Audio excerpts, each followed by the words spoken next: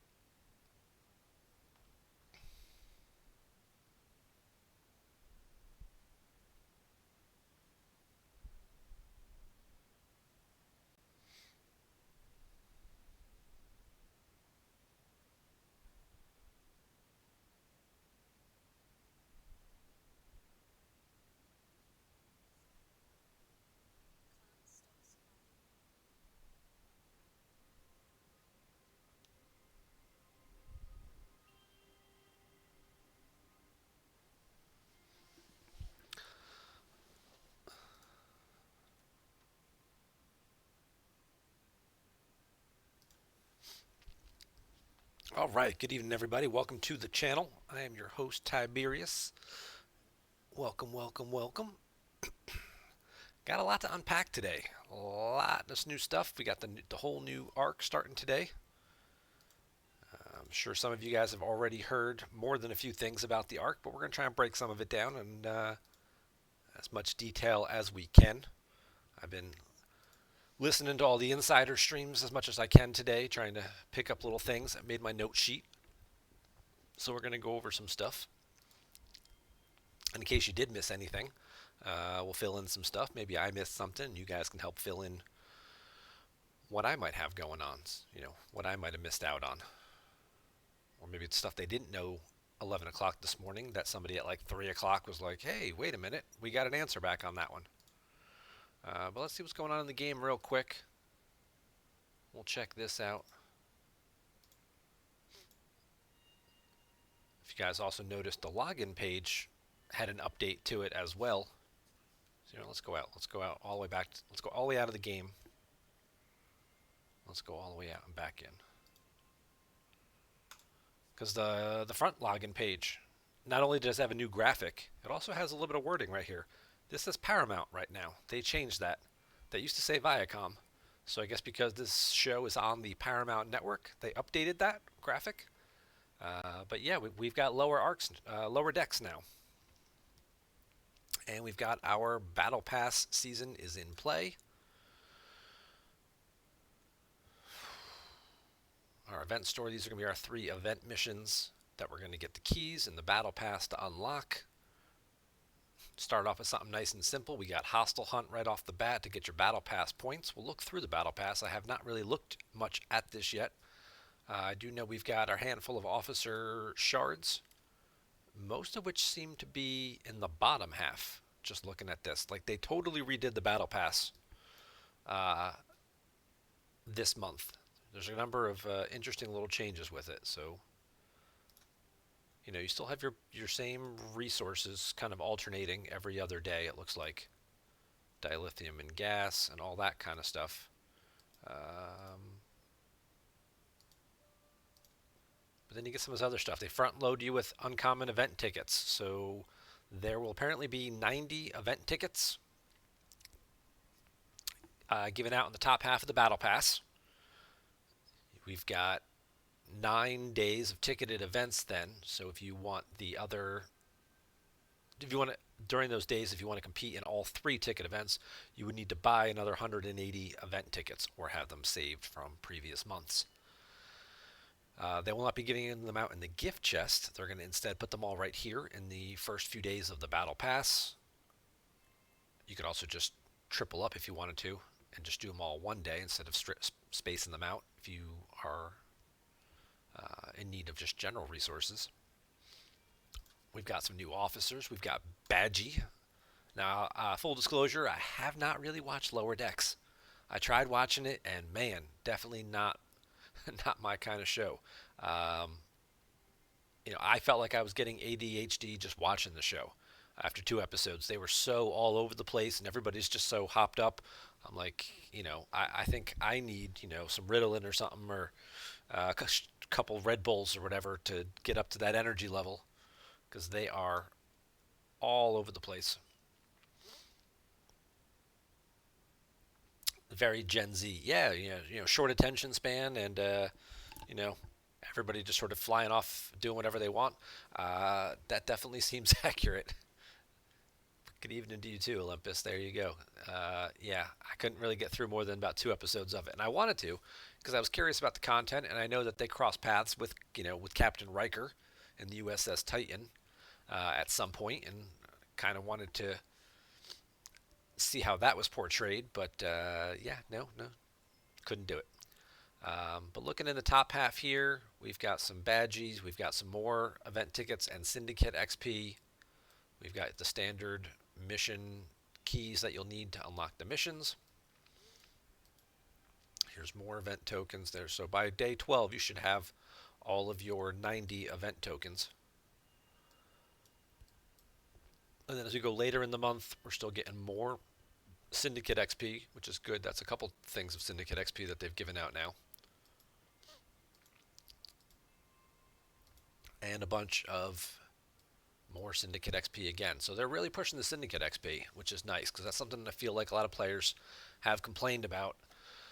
Once you get past, the first 7 or 8 levels of Syndicate, it gets a lot more time consuming and a lot more expensive to move up. I know Scopely wouldn't do it, but imagine if at the end of the month the Titan shows up as a ship. Yeah, new router, that would certainly be an interesting idea, but I don't think they'll add multiple ships like that. Um, but we're getting good resource payouts. But it's lacking in officer shards for sure in the free path. The top half here only has Badgie shards. In the top half, so we got 3 officers. We got Badgie. We've got this chick, Mariner, and then we got the other dude. His name starts with a B. I'll look him up in a second because his name's escaping me. Not seeing any shards for him in the battle pass. And one of the things I did pick up on in this morning's podcast, on DJ's podcast, Mariner does not have a guaranteed path this month. It's not like previous months where you could just do the solo milestones, and if you bought the $99 Elite Pass, you got enough shards to unlock Mariner. That is not guaranteed this month. You will have to compete and place high enough in the solo leaderboards to get enough shards to unlock her, and it's 120 is a pretty steep cost for tier 1 unlock there. As compared to Quark was only 100 and Rom was 110, I think. And most are usually around 100 to unlock. So getting Mariner here at 120 is already a bit of a steep cost. But with her officer ability or below deck ability adding 40% to weapon damage, I can see why it's a new mechanic. They're trying to push the level a little bit, for sure. But she's only available. Looks like they're giving out more trait XP, more Syndicate XP in the bottom half. Some quantum particles, phantom particles, Surax particles. These have been something that have also been a little lacking, so it's nice to see them rotating those into the battle pass. Seeing what else we've got here. Those are just faction shards in her. And then we got our ship blueprints for our new ship, the USS Cerritos, a grade 4 Explorer epic ship that you can start building at Ops 36. So it's a grade 4 Explorer like the USS Jellyfish, but it's an epic ship. So I'm sure it's going to cost more to upgrade and repair in terms of parts and things like that. We'll take a look at stfc.space in a minute and look at the different requirements for the Cerritos and see exactly what it does cost to upgrade. And we do have our new currency as well, the Irvinite, which is what you need to use to activate its support ability. Also get some nanoprobes here. So in the bottom half of the battle pass, you can get half an unlock. You can get 50 of the 100 blueprints that you need to unlock the ship. The other 50 you would either have to buy in the store or you'd have to wait for the free-to-play path, which will come starting in May. I believe they said in May, every Wednesday, there will be an event that will be able to give you 10 blueprints. So if you do the bottom half, you're halfway there. It'll take you 5 Wednesdays. You'll get enough to unlock it. If you are free to play and you don't buy the battle pass, then you'll need 10 Wednesdays to get the blueprints to do it. If you're under Ops 36, there's certainly no rush. But if you are, looking to buy the battle pass, even the $20 battle pass will get you $50 worth of blueprints plus some of these officer shards and whatnot. Looking at what we've got here, 5 more for her is 10, so not a lot of Mariner shards here. Only 10 shards in the bottom half, so it's definitely going to be more event heavy in terms of getting the necessary components for her. That's interesting. Let's see. I'm working on a Stella here, getting it maxed out at 35. I've been having struggles getting, and it takes forever to do the epics, so I'm actually going to scrap this one at 35. I know I should wait till 45, but it's getting a little crowded and congested trying to do epic Eclipse Armadas, and just the one component usually takes like 3 refines.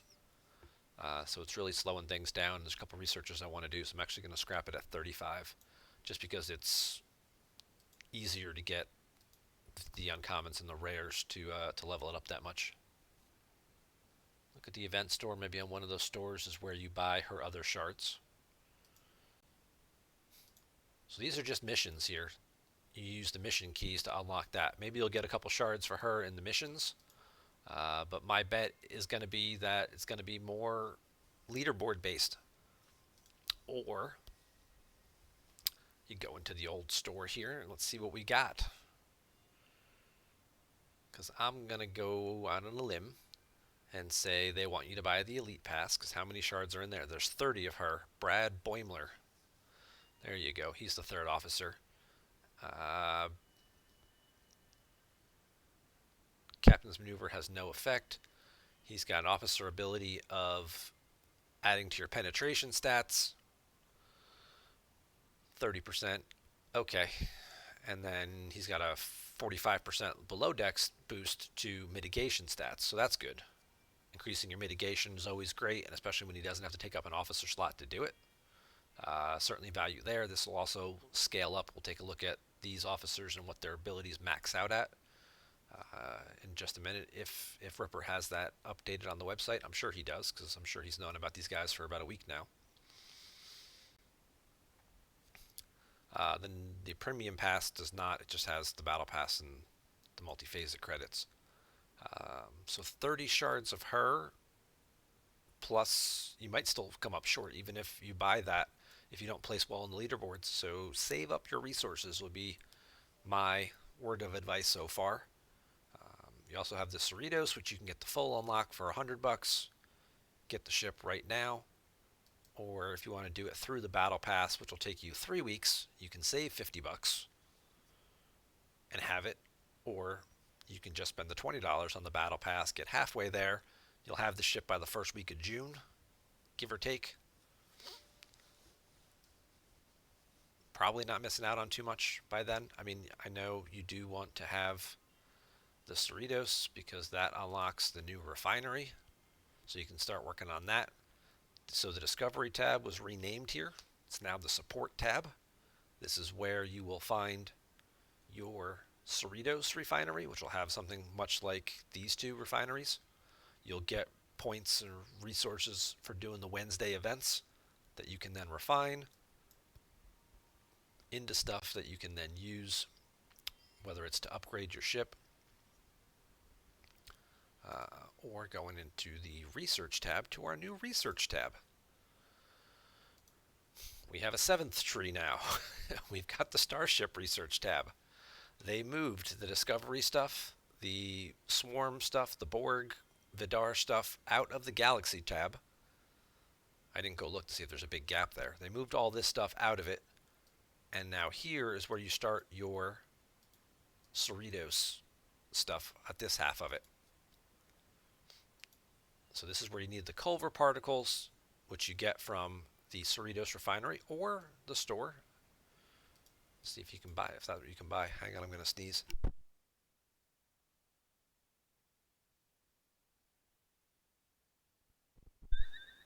Excuse me, pardon me.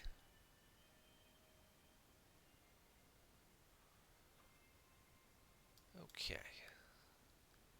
So we were looking at the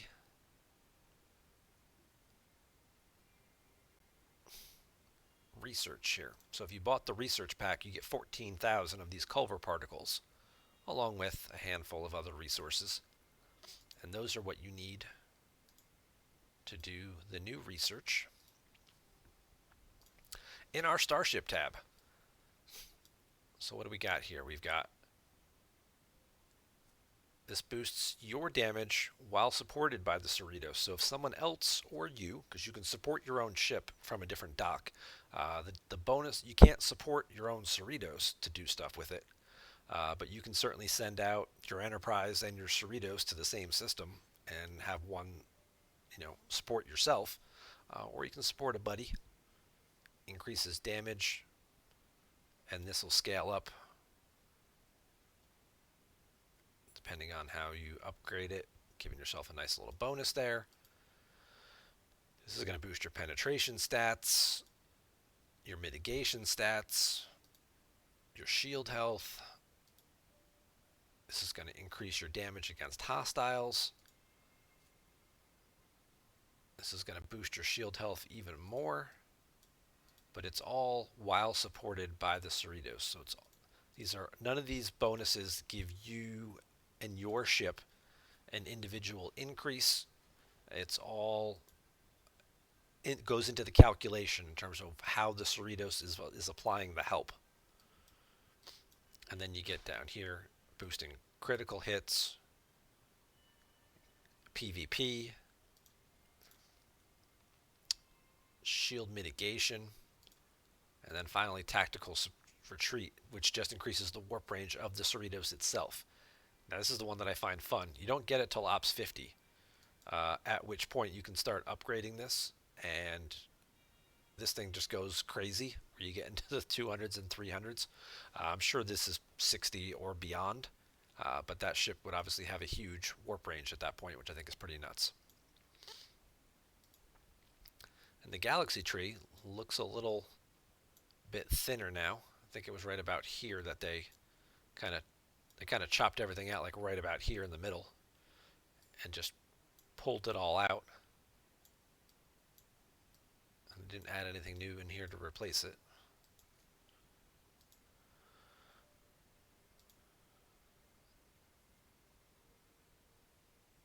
All right, so we're looking at our 3 officers here for our new group. Below deck ability. Yeah, none of you guys have below deck abilities. So we got Badgie.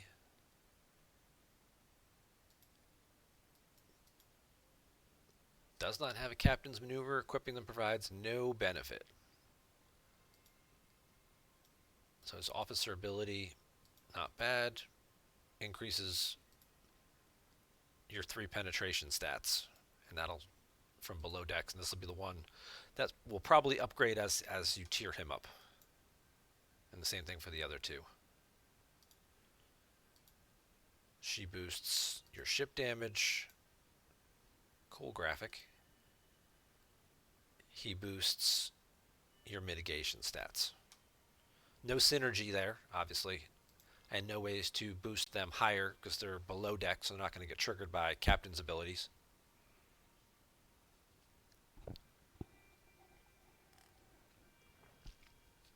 That's interesting, Olympus, if they had like a negative ability like we got with the Ferengi guy. It was Fess, wasn't it?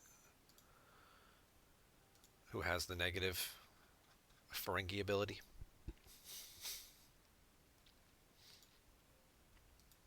Yeah, he reduces protected cargo, and it kind of, as he gets better, it scales that way. If they had a negative captain's ability that did something bad to your ship, that maybe as you tiered them up and promoted them, like it kind of went away or something, that would have been interesting. But I can see why. They don't, I mean, these guys, they're young junior cadets and junior officers, basically fresh out of the academy, so they shouldn't have any command abilities. I get the thematic nature of what they're trying for there.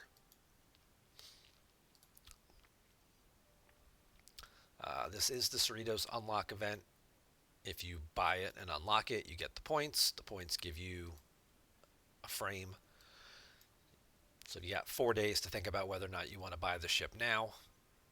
It'll also put you on the leaderboard, which will give you some of these research particles and possibly the avatar. I'm personally going to wait. I don't see the need to. Like if I buy the $20 battle pass and I get half the blueprints, I'm okay with that. The ship's obviously going to take some stuff to level up. And then again, it is just, you're tying up another dock. So now you got to send it with something to do something. Um, there's also the fact there too, a lot of what the bonus is based on is, it's your research, but it's also their research. So if other people in your alliance don't have the Cerritos, then they haven't done any of the research for it. So therefore, the buff is a lot less impressive.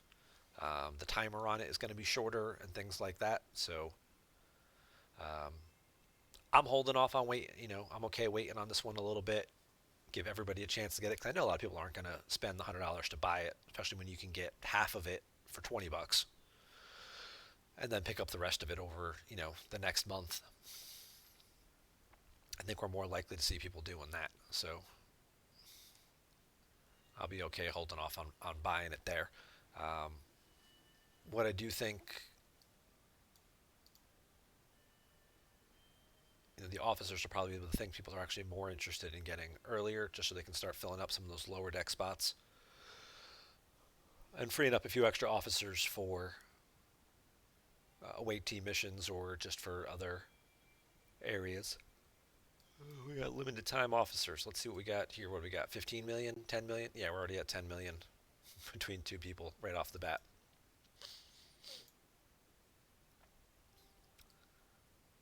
And then a research event still going on. Okay. The other fun event we did have today, they brought back one of these exams like we've had with the Starfleet Academy series. It is a 10 questions, all based on various fun facts from season 1 of Lower Decks. If you are interested in completing these on your own, you may want to look away from the screen for about 30 seconds because I am going to put the answers up. So spoiler alert, I am going to put the answers up. Now you can't tab out of the game as easily either.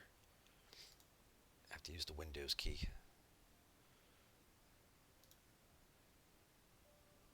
I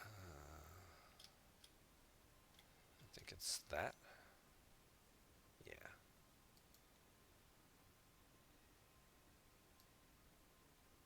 So a member of my alliance was nice enough to compile these all together.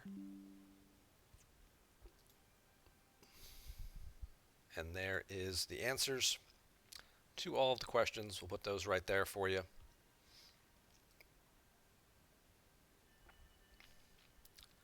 And I'll take that off the screen.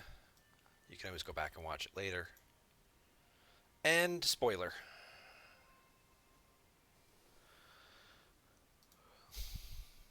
So yeah, some of the questions are pretty simple. It's, it's this usual thing. Figure out the answer and then go do something.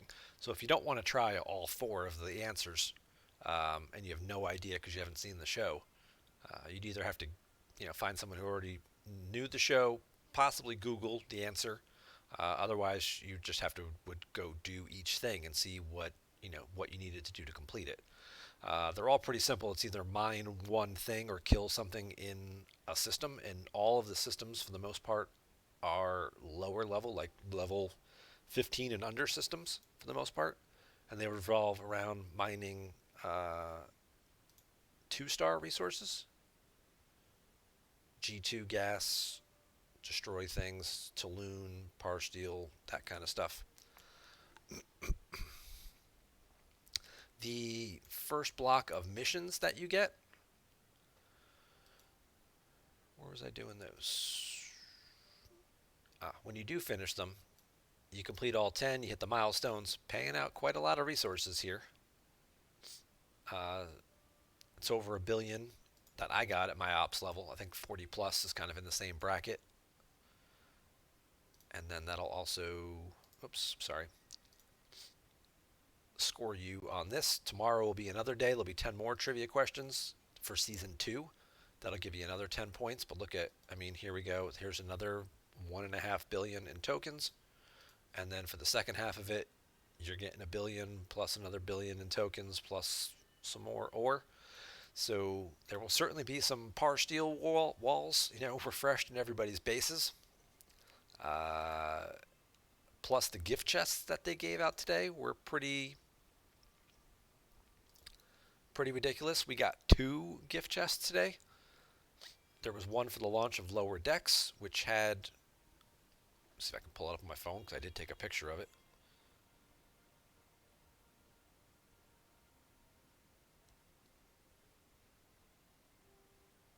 So this particular gift chest had 3 shards for each of the 3 officers.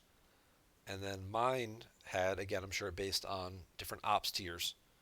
I got 16 billion par steel, 1.6 billion tritanium, and 384 million dilithium. So, and 51,000 urbanite. So everybody is pretty flush with resources. So shield or share is certainly the mentality today. Shield or share for sure.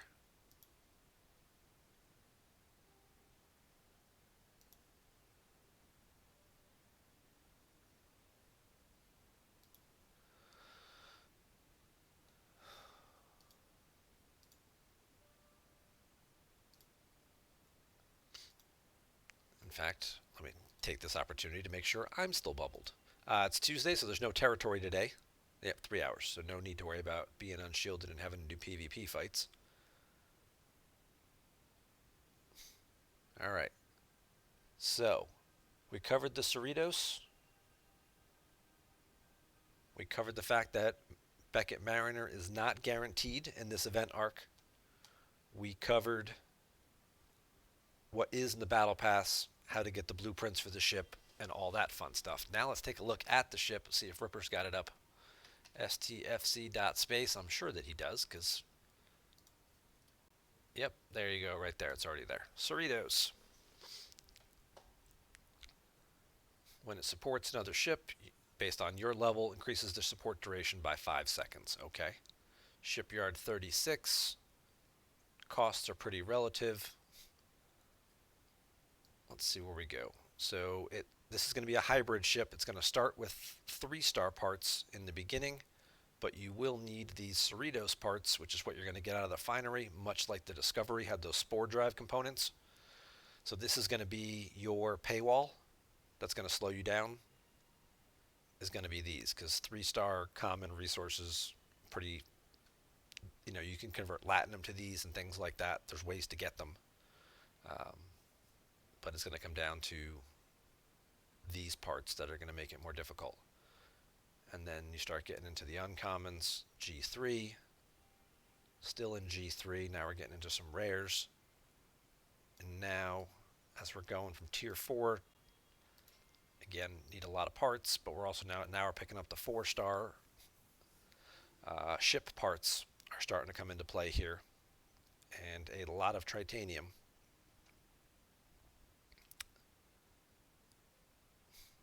And now we're expanding that even further. Now we're talking about very big numbers in tritanium to do these upgrades. And these are base numbers, of course, so your research based on your ops level is really going to play a big part in it. But the guys who are, just ops 36 won't have as many of the efficiencies. So people who are rushing out with 36 are going to get this ship, they're going to level it up, and it's going to be this thing. You're going to hit some big walls here with dilithium, with this, with the 4-star uncommon ship parts and things that you don't really have access to yet. You don't really start getting this stuff till you get 38, 39, and then you can start doing like the jellyfish events. If you have a jellyfish, um, that's where you're going to start seeing the ability to source these are from the jellyfish brawl events. If you're not at least ops 41 to start doing the refinery.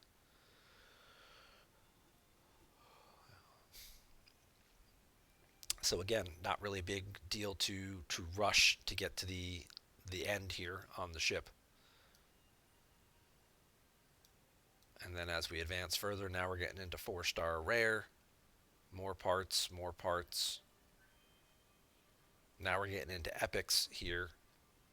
In tier 10, you're getting into epic gas, and you're going to need that. So start to finish, tier 1 through 12, to max this ship out, you're looking at 210 billion tritanium, 7.6 billion dilithium. That's a lot.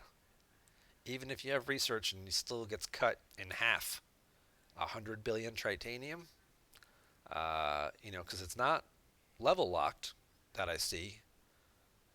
If you could find ways to get these Cerritos parts, if you could buy them and you want to buy your way, you need to buy yourself a lot of tritanium to do it. So base stats look decent in terms of damage and stuff. Let's look at the firing pattern. All right, so firing pattern on this ship, not great. Does not have a lot of real weaponry to it. 1-1, 1-1-2. Basically, it's a torpedoes every other round, and you're shooting once with each phaser twice, each round. So you got 2 shots per round. It's a support ship. It's not a big PvP ship or a big battleship that's going to get you very far. But it's an epic ship, so it's going to cost you a lot. It's going to cost you a lot to upgrade. It's going to cost you a lot in terms of experience. Look at the experience points you need per level to upgrade this ship to different tiers to unlock those extra officer slots. Your warp range starts off really well, or fairly decent here in the 50s and 60s. By like tier 4, you're warp 60. Not bad. And the cooldown on the support ability lasts about 3 minutes. Again, scaling upward. And the cooldown on it is 2 minutes for you to use it. As you tier up the ship, the cost of the Irvinite gets cheaper. So that is our ship. Let's look at our officers. We got Brad. All right, so his piercing officer ability goes from 30 up to 50%, and then his below decks ability for his mitigation stats starts at 45%, and it scales all the way up to 125%. Now it is increasing all 3, which is nice, as opposed to, a Martok or a Gowron or somebody who's only increasing one of these 3 stats. So, and again, he's below decks as well. So if you had one of them on it, and this is just a static increase too. This isn't like a by X percentage of your health stat or by of your defense stat. This is just all 3 stats getting a nice big bump. And I think that's pretty cool.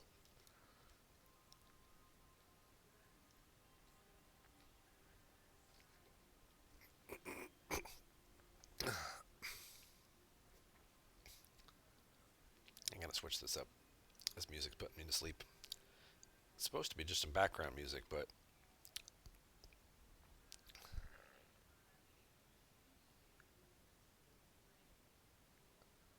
I need something with a little more life to it.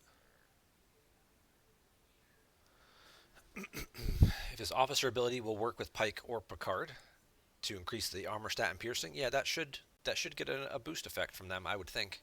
Gan. That should definitely get bumped up there. So if you did, Pike Moreau to get a boost from the stat bump and then bump the piercing even more,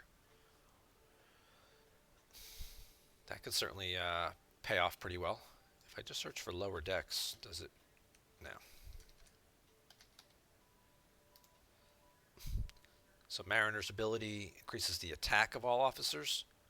That's going to give you up a boost up to 30%, and then her below deck ability, increasing weapon damage, again goes all the way up to 120%.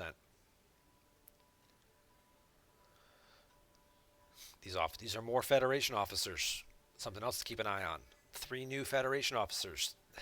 3 more sources of Federation credits. So I'll just reiterate again that if you're looking, once you get tri-locked at 10 million of all 3 and you're in your mid 30s, as you're progressing toward 40 and you're thinking about which direction do I want to go, I do not recommend going Federation first. There's just too many Federation officers and they just keep adding more. So you're going to want to spend your credits upgrading your officers, not on ship blueprints. And then we got, I won't call him Badge Lee, but it's Badgy, which is, cute and funny if you're 7, I guess. Decreases their mitigation stats, non-Armada opponents. So this would work on hostiles, should work on hostile bosses as well as other players. You can reduce their stats, their mitigation by up to 20%. And then his below deck ability, eventually if you get him maxed out, will be a 60% boost to your penetration stats as well. So certainly some interesting options there.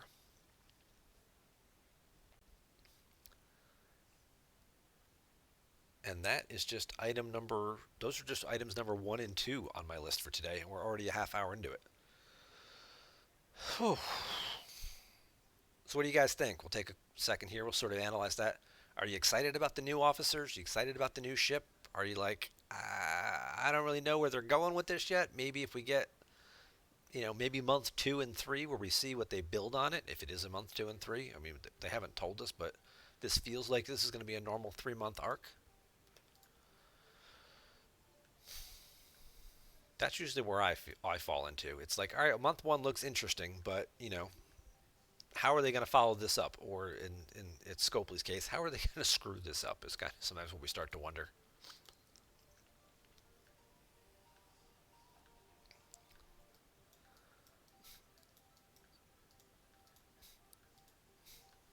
I certainly understand that, Olympus. At Ops 33, some of it does seem a little useless for you. I mean, obviously, everything with the ship, uh, it's above your level there. It's a G4 Epic that we're putting into the game.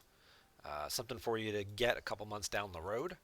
You can certainly get the blueprints through the events and things, or at least get yourself, most of the way there. I don't know if the Wednesday events are going to be level locked in any way. Like if you're under ops like 35, if you'll be able to see it. I don't know the answer to that question. Looks like we stopped getting attacked here. So let's change systems. This happens from time to time. Either they just stop coming or somebody comes by and just steals your kill.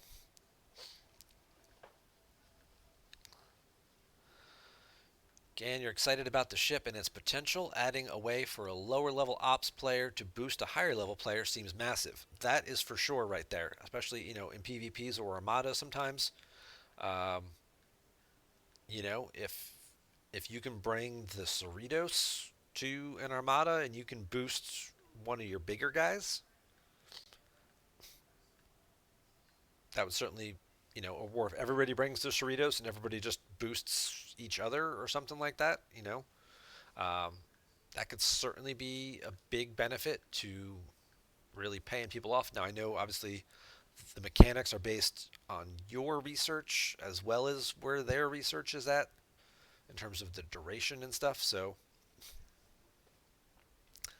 that's certainly going to be interesting too. Because I mean, if you imagine if a level 55 who bought his way through an amalgam, not going to name any names, but I'm sure. I'm sorry, a Cerritos. I'm sure looking at all of the things that we got in the rewards today from a few people. I know there's at least one or two people in my alliance who bought the ship, um, and they start throwing some buffs out, and you guys, are like, hey, let's go do some level 50 epics. Why not? People just start throwing some damage buffs on some of those big G5 ships. Yeah, I bet this is going to be a big payout for the top end of the content. And even some of the guys who are, you know, 36 to 40 who want to contribute and feel like they're always getting pushed out of events, this could certainly be a way for them to still be involved in a way.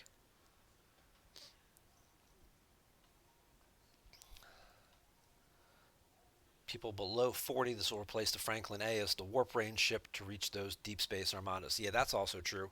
For those of you under, once you unlock deep space at Ops 38, 38, yeah, 38, and you start getting out here to these armadas in these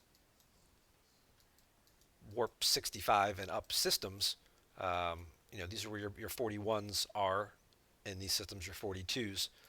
But you're looking at warp 70 and stuff to reach these. So players who will unlock these, who are in an alliance that have stronger players who can do the heavy lifting for them, will set armadas in these spaces because the setting chests pay out so much higher. But usually it's a guy, who's Ops 38 or 39, who's using his Franklin A because it's the only ship he has that can reach there, who's setting a 5-seat armada because his armada control center is only 38 or 39. Or it's only 38. Maybe he doesn't have that sixth seat yet. And, you've got this ship that takes one hit and is basically dead. If some of those guys do pick up a Cerritos, it should have the warp range to get out here instead of, uh, you know, using one of those ships instead of using the Franklin, which is just basically dies the first time it gets hit. So that's an interesting point for sure.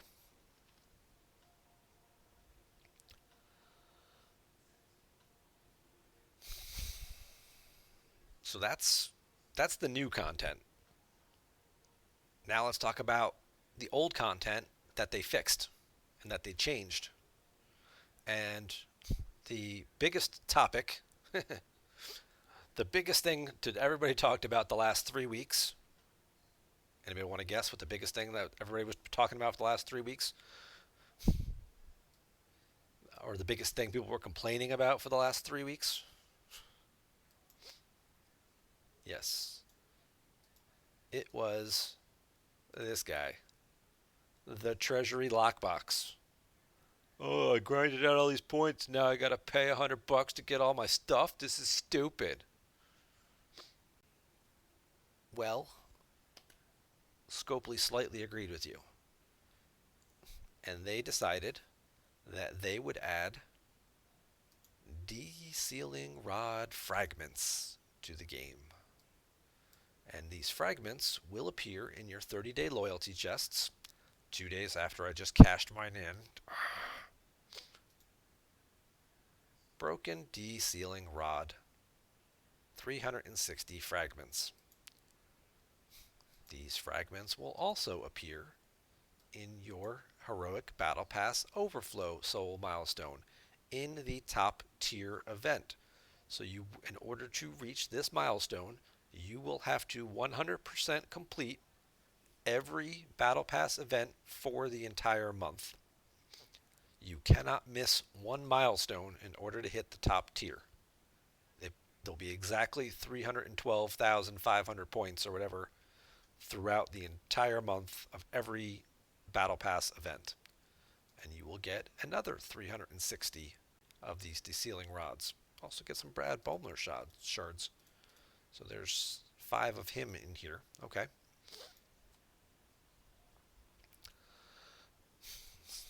They have not announced how many of these broken fragments you will need to then convert to get an actual de-sealing rod. But my guess would be, since you can get 720 of them in a month, You're probably going to need somewhere around 3,000 to 3,500 to cash it in. That basically gives you one every 5 months for free.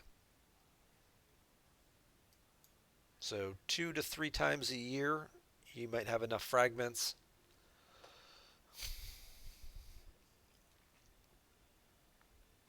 to get a free Treasury Lockbox. I was very excited when I saw this, and then I remembered that just this last Sunday during the stream, because they moved the officer recruit solo leaderboard to Sunday. So I cashed in mine to get the extra shards for Keenzer and then for Carol to give me the extra 2,000 points or whatever like that to help boost my leaderboard stat. So now I'm a little further behind. I'm 360 shards behind where I could have been. The other thing with the lockbox. So you know how they told us that the price of the pack would vary from month to month from $4.99 up to $99.99 to buy the sealing rod in the store. That is no longer accurate. The price will only vary until you get the $99.99 level. So, and then it's kind of fixed there.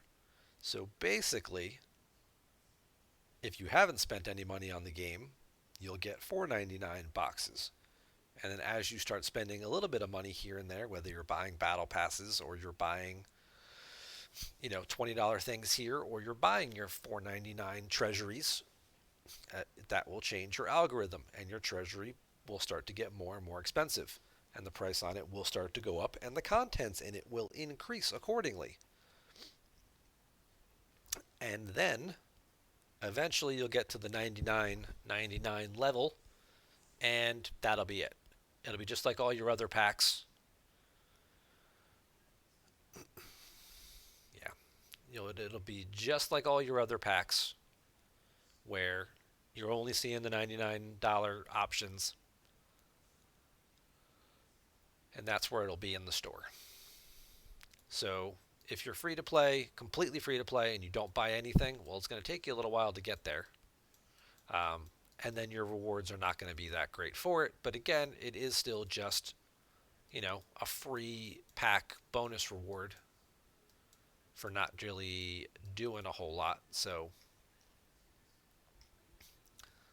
I mean, all you're doing is completing the battle pass, which you should be doing anyway because you want to get all the other stuff. And you're getting your 30-day tokens, which you should be doing anyway because that's for completing your dailies and such. So while it does stink for the free-to-play guys that you're not really getting the best value out of it, you are still getting something for nothing. So there is still some value to it there. I have seen the $4.99 packs. They're pretty weak. There's not really a lot going on in them.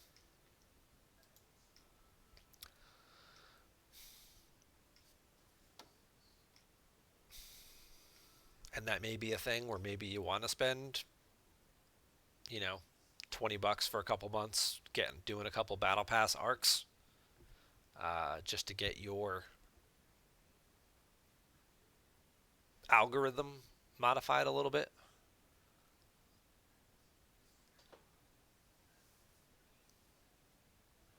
Yeah. I mean, obviously, going for 5 or 6 months. Again, they haven't said exactly how much. I'm just guessing. I'm guessing at the total there. You get 700 a month. You can get 720 a month for doing both things. If you don't take any days off or anything. So I think you're looking at about 3,500. Actually, knowing Scopely, it'll be 4,000.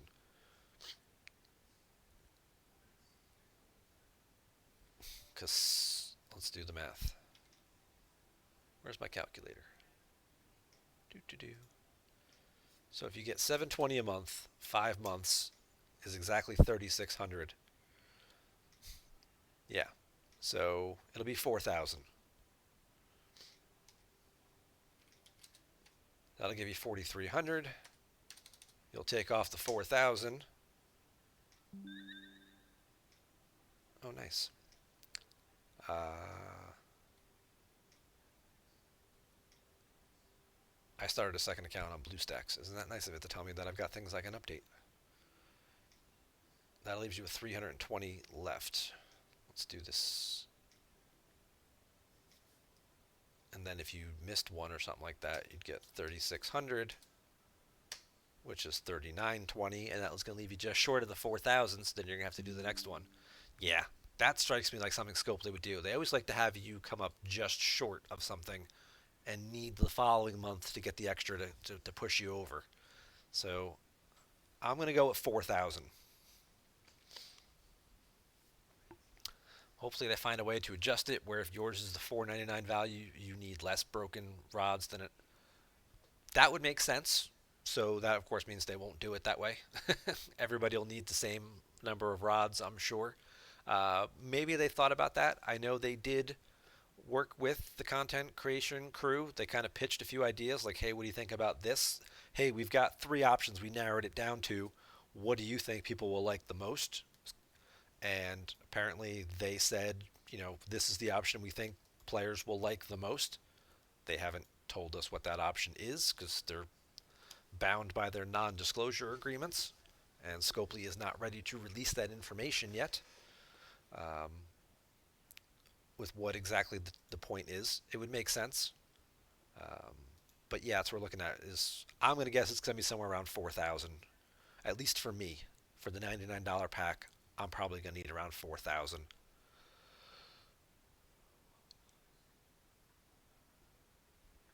That's just a hunch. So that was item number 3 of updates to the game that I learned. Other minor little update, they put the decimal point back in for your mining. If you go to your cargo hold as well, you can see what the unrounded sort of is. It's, this is rounding up slightly.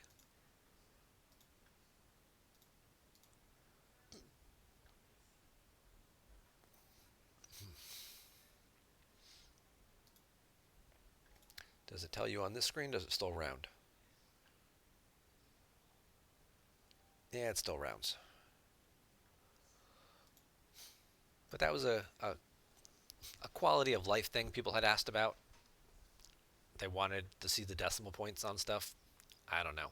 I'm just happy that I can actually click this and I can actually see the exact number uh, played out to all these because, when I want to do something and it's like, oh, you need 8.5 billion. And I'm like, I have 8.5 billion. And it's like, no, you've got 8.4916 billion that it's rounding up for display purposes. And you're just like, damn it, how much more do I need?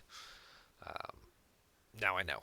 So that was a nice little UI change that I like. The other interesting thing, let's see if this works. Battle reports on the PC version are supposed to have right there an export button.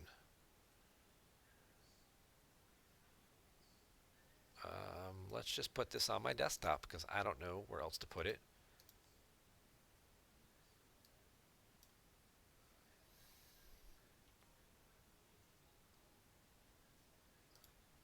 All right.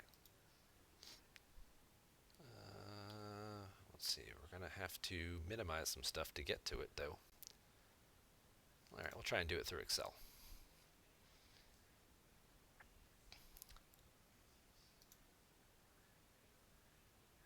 Do do do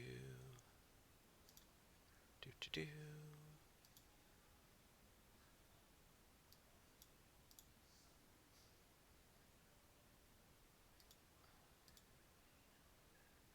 That should be this one.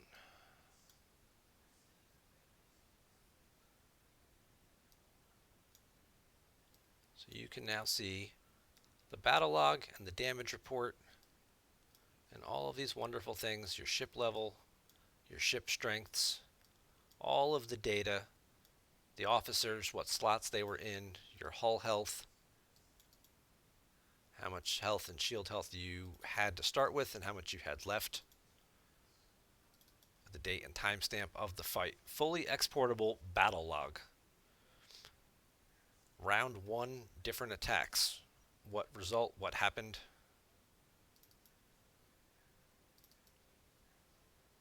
The attacker, the Suliban bounty hunter. What did he do? He shot me. He shot my Stella. Was he an Armada? No. Did he critical hit? No. This will be great for finding out if critical hit builds and things like that. How often did you crit? You can just scroll through and highlight this kind of stuff without having to scroll through the battle log going 1, 2, 3. Is there one? No, that's not there. Damn it.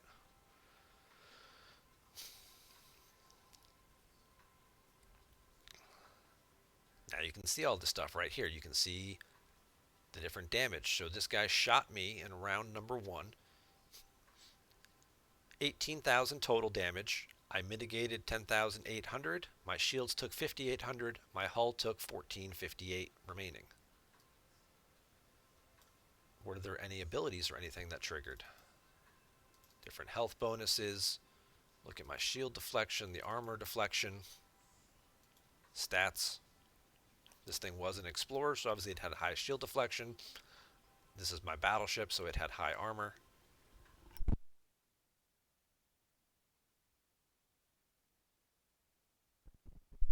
Excuse me. A little allergies or something going on today.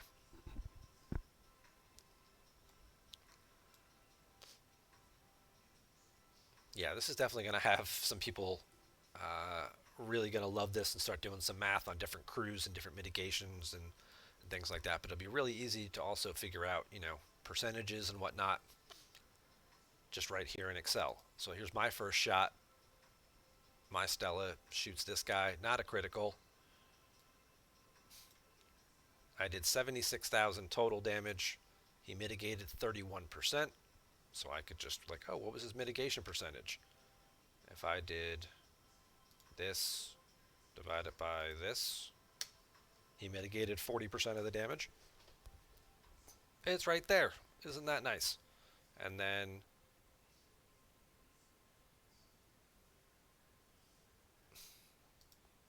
this should be 80% of the remaining damage, which you can also just double check if you want. So if you did total damage minus this,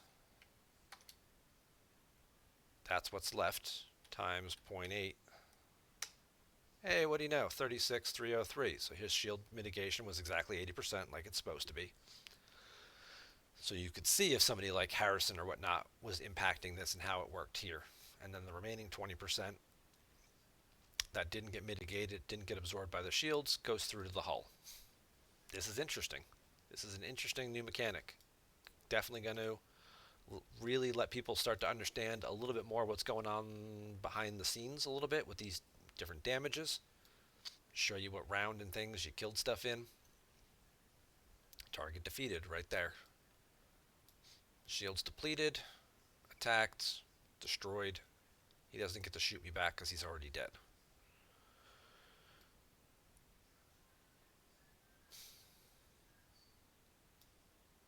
Target alliance too. You can use this in PvP. Keep track of, how many times you've killed your sworn enemies in things.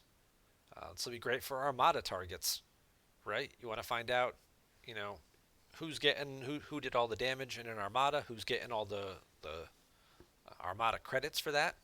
You can pull the battle log right here, and you can see all the different damage everybody's doing, and then you could do like a data sort and just sort out based on player name,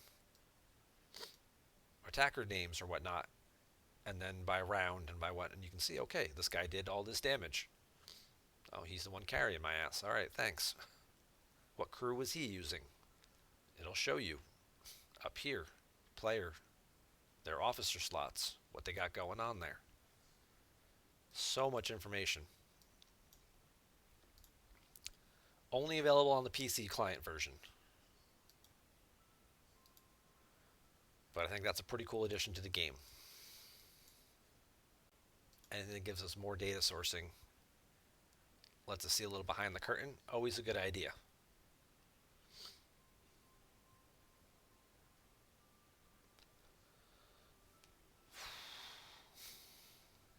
Let me catch my breath for a second. Been doing a lot of talking for the last hour. And then we're going to scroll on to our fifth and final topic of the new arc that I have notes and content for.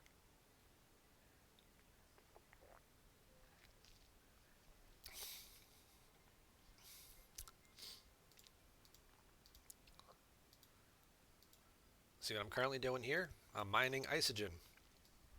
I am mining G3 isogen.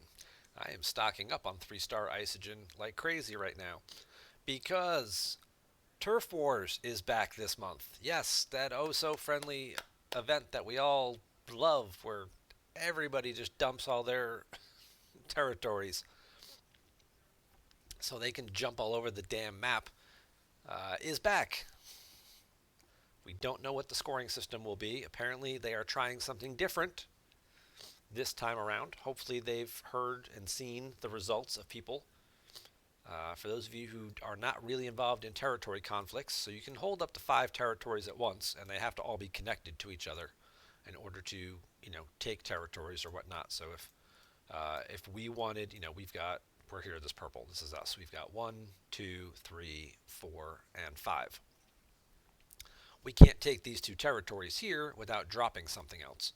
And we can only drop stuff, like we would have to drop this one in order to then move into here and take one of these other ones or something like that. The previous events of Turf Wars have given you the most points for taking over a territory. So typically what ends up happening is the top 2 or 3 alliances on your server who have their nice little corners with their 5, maximum territories end up dropping all of their territories and picking up all the different 1-stars all over the map, because you can do any 1-star alliance as long as you don't have anything, if you don't own anything.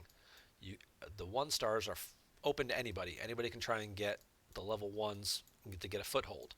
To take a 2 or a 3, you have to hold an adjacent territory. So usually what people do is they figure out what's on the calendar and they'll go, okay, well here's a 1. I'll take this one. And then I can do this one the day after, this was on Wednesday, and then this one's Thursday morning. We can do that one real quick and get the 2-star points. And then we'll drop both of these, and then we'll hop over here, and we'll do this one. And then we can take this 2, and then we can get this one, and then we'll drop these. And then, 2 hours later, we'll hop over to this side of the map, and we'll take this one. And usually it's the top 2 or 3 alliances on your server who just hop all over the place, push everybody off the map, and basically the whole thing at the end of the month is a whole bunch of blank empty spaces.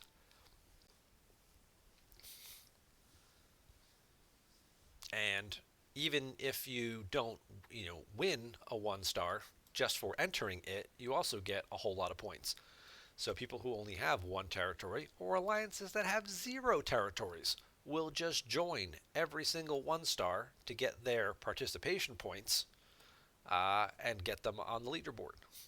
We had 2 alliances, I think, last time finish in the top 10 that don't own any they didn't own any territories. They didn't win any fights.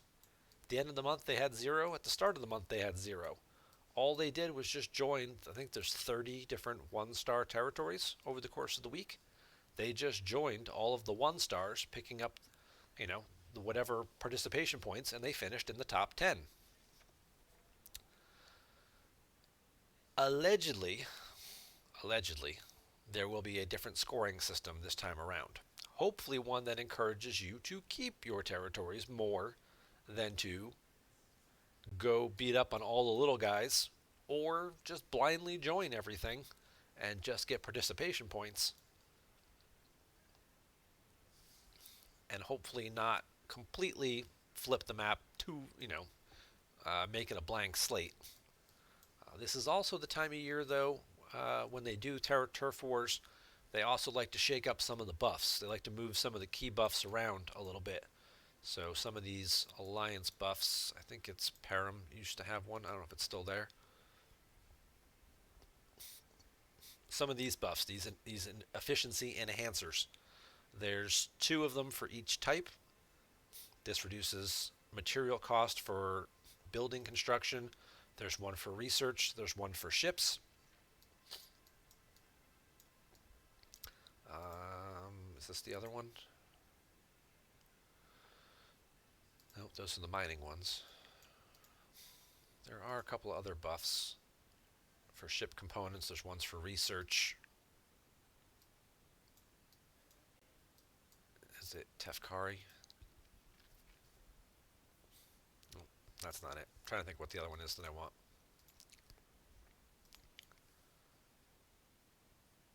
These are just mining.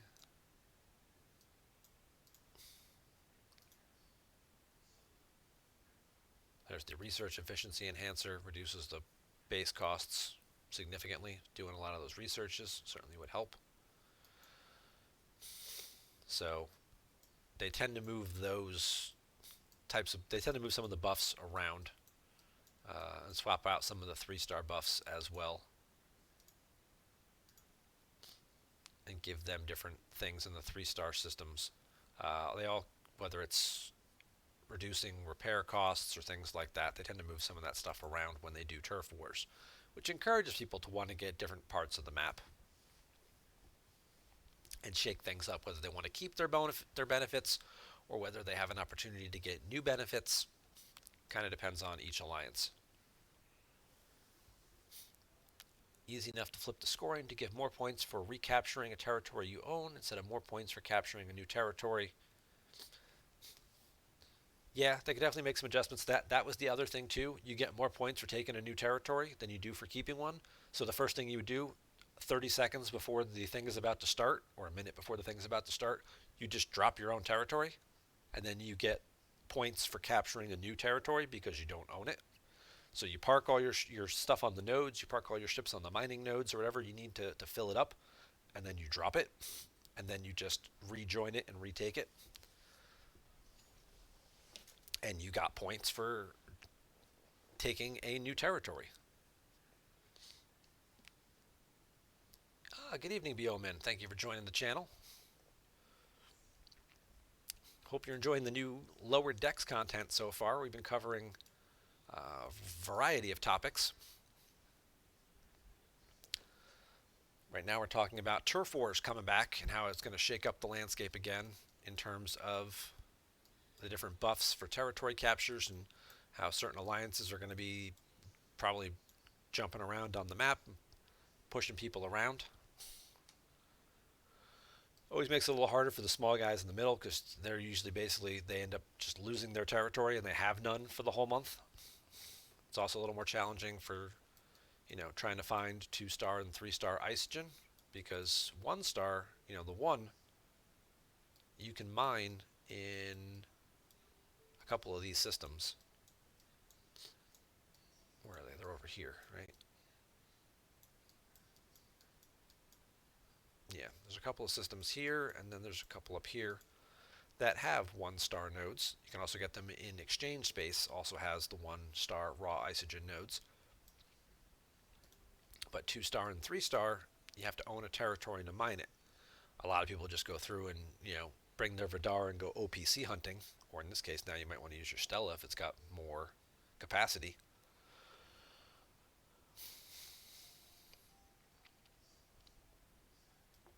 You can go through and clean out some people to get some 2-star and 3-star resources so you can do your own refining.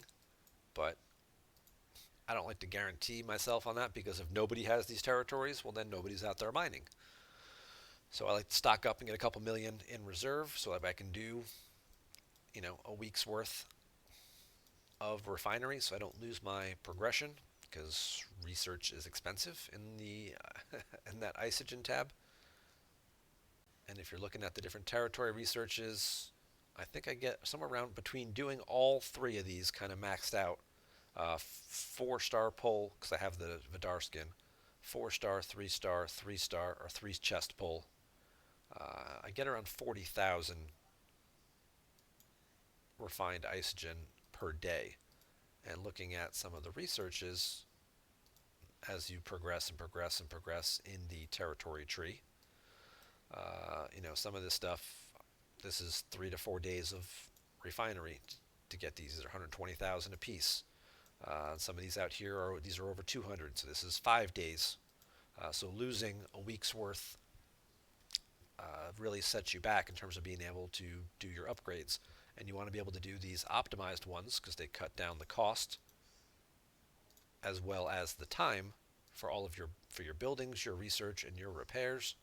You want to be able to continue as you level up your ops. You want to continue to be able to do these and these efficient upgrades here as well to lower the costs on things. And they all take a boatload of refined isogen. You're basically doing like one a week. So you get more refined isogen as you level. You get about 130K a day. Yeah, I was hoping it was going to be based on the tier of your meridian, but it's not. It is not. Your final one, your iso emulsion out here conversion, where you convert the stuff into these other emulsions for those specific PvP bonuses, as well as getting these extra particles. This is based on the tier of your meridian, but this is not. This is based on your ops level. You like the downtime, all the OPC after the server came back up. Yeah, definitely lots of stuff. If you don't care about having that gold shield and you just want to just run around, everybody who couldn't get online for 3 hours, every time they do a server maintenance or something like that, there's always a lot of OPC out there. So if you're one of the first people to get on before everybody else can quick log in and recall their ships, it's a great opportunity to pick up some OPC kills for sure. Got like 60K of each. Nice. As someone new, got a question. When I'm going to upgrade a ship, what should I go for first? So if you're talking about upgrading a ship and you're talking about like what component should you do your upgrade on first, it's going to come down to two or three things that I would recommend upgrading. Well, let's take a ship that I can see everything on here. Like this one should have just tiered up. Oh, this is max tier now. I can't see any of them. Okay, let's find a ship that I haven't upgraded. Where's that? Here we go. This will probably do. That one's leveled up. Please hold. I want to be able to give a good visual aids. Alright, so this one's not bad. So if you're looking at what to upgrade and sort of what order you can do them in, usually armor or shields, whichever one is over here. Sometimes it's both. Sometimes there's an armor and a shield component, depending on what level of ship you're looking at. But usually you can see over here what it's going to give you. You can see how much it's going to change your stats there. Usually defensive-based ones are the ones you kind of want to go after first if you can. Sometimes they're also the most expensive, and they're the hardest to upgrade because they give you the biggest benefit to your ship. Anything involving warp range is also a good one to upgrade if it's going to make a significant difference. This ship going from 14 to 15, probably not going to let it hit too many more systems. But if it's enough to now you can start taking that ship to better areas where you can kill better things and get better faction reputation or better resource, loot chests and things. Warp range is also a good one to upgrade.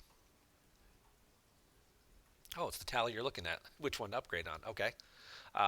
If you're looking at like weapons and things to upgrade, like if I want to upgrade this weapon, all right, let's start here. 82,835. Upgrading this weapon gives me 500 more strength. It's going to add 4% to my overall attack. We look at my damage. My damage is going up a little bit. Armor piercing, shield piercing, accuracy going up a little bit. None of this stuff is really changing. But the armor upgrade, I'm going up almost 2,000 points on. 82,835 up to 84,714. Almost 2,000 points to strength, 8% to defense, plus 1% to health here. My hull health is going up a pretty good chunk. I'm also getting more armor, which will do more mitigation and keep my ship alive longer.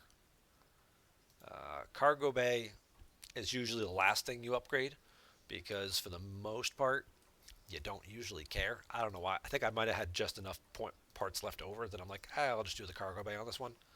I didn't really care. But yeah, usually it's going to be an armor upgrade and a warp range upgrade on most ships before you start doing the weapons. Cargo bay is probably the last one you're going to do.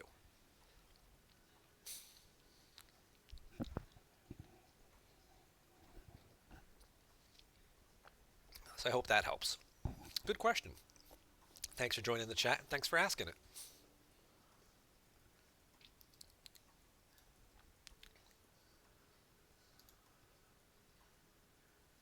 Oops, I don't want to keep that out.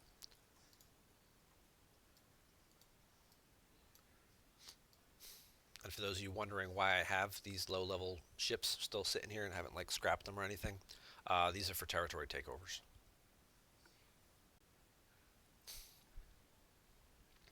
So sometimes in territory takeovers, when you just need to flood a system because you can't control enough ships, and you want all your ships in there scoring points, you'll just take some cheap ships and just sort of run them around the system, uh, and let people chase you for a while because you'll get points before they catch up to you, if they do or if they don't. And if they kill them, well, it only takes a minute, or these ships pretty much all take 5 minutes or less at their current levels to repair. So it's a quick instant repair and send it right back out of your base or right back into the territory. Just keep flooding the system, running around with ships and scoring points. It's a cheap way to do it while you're actually actively playing with your bigger ships going around getting PvP kills. Uh, these other ships are either just floating somewhere or just running from corner to corner, zigzagging, whatever, across the system.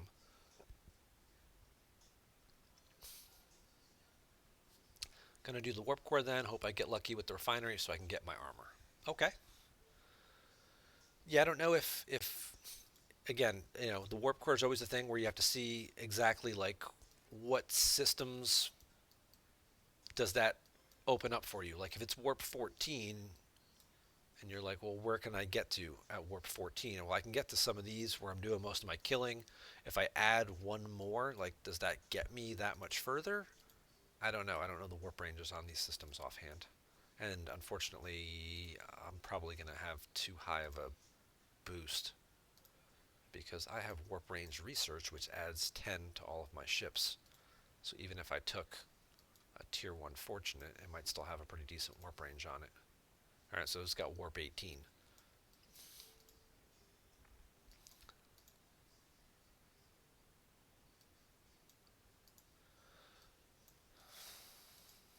Oh, because I'm in territory, it takes 20 warp to get out of it, so that's not going to tell you. Yeah, so that'd be something to look at just based on where your base is camped and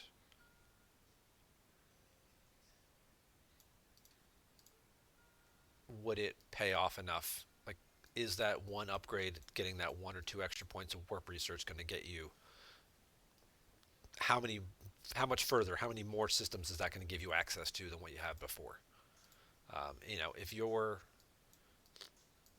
if you can only reach here and you can't get to here and you want to get in here and start killing some Klingons and start working on your faction rep, then it's definitely a good upgrade. If it's, if you're here and it's like, well, you'll get to here, it's like, maybe I can wait on that. So, just a thought.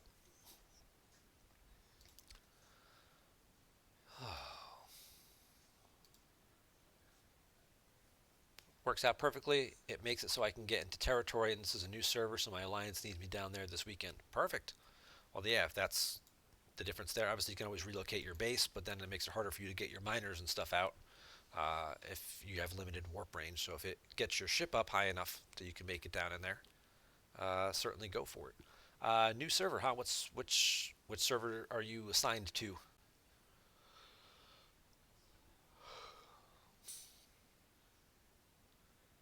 Like I said, I started a new account. I didn't start it soon enough though. 115 in the EU. Okay. Yeah, I started a new account yesterday. I don't know. I guess I got the crazy idea. I've been putting off doing it for a little while. It was like, before the next battle pass starts, let me try and create a new account and see just how far I can get. And I got to Ops 9. Uh, I was doing the upgrade to 9 when the battle pass launched at noon. I think you have to be Ops 10 or higher in order to get any battle pass events. So I will not be getting them this month on that account. But it's definitely weird, kind of going back and let me just make sure I did everything here. I'll actually switch accounts for a second. Do I have any away teams that I need to set? No. My dailies are pretty much done. Don't care about any of those. Okay. So let's just send you out real quick. And then we'll hop accounts for a second. But it's very weird. First off, not having stuff is just weird in itself. But even just when I'm thinking about my path through the game now, it's incredibly different. Let's pull up BlueStacks here.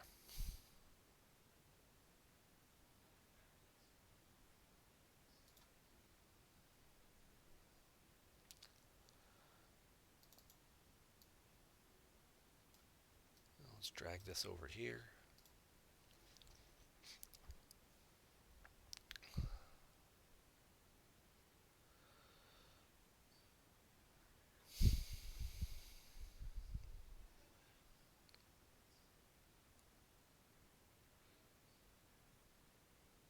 So I got this account to level 9 today.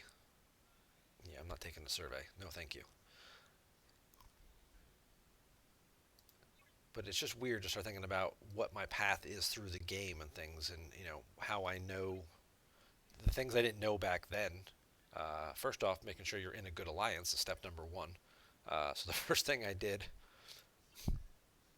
was I looked at the alliance leaderboard and I looked at, okay, well, this is a new server. This is a very light server, as you can see based on the power levels. I feel like this server may have just started like this month or something like that, or maybe last month, because individual power on this server, this guy's in first place. This guy's power leveling through the game. He's level 33, probably buying his way through quite a bit of it. The second highest power level player on the server is this guy, who's only Ops 26. So this puppy is brand new. But if you're trying to get yourself into a good alliance, the first thing you want to do is go look at power levels and look at like the top 10 and just see where they are in power levels. And then you want to go look and see which ones are public to join because you're brand new. Most alliances hopefully are still open. And just join a public one. A lot of the private ones aren't necessarily going to accept you until you level up a little bit. They're going to want to see that you're not just some new person who just turned the game on for the first time, doesn't know what they're doing, is going to ask a bunch of questions, and then is going to quit like 2 weeks later. They want you to be at least X level, whether it's level 20 or 25 or something like that, or 30, before they'll consider letting you join and taking up one of their valuable roster spots. So you want to find the one that is public that has the highest power total. And that was this particular one, Borg, that I joined today. Um, Actually, a number of other people. I was number 37 or 38, so more people have continued to join. But if you look at this alliance here, obviously sorting by power, a couple, very top heavy guy up there, and then it's all pretty much, level 9s and level 10s. And new players who are just like level 4 and level 5, who again just started and just joined. I'm sure half these people will have quit within a few weeks, is usually the case, and then you got to drop them all out and whatnot. Yes, the top player on the server, that level 33 guy who's 5.5 million power, is in an alliance by himself, and he set his alliance to private. So he doesn't want to play with anybody. He's just doing his thing.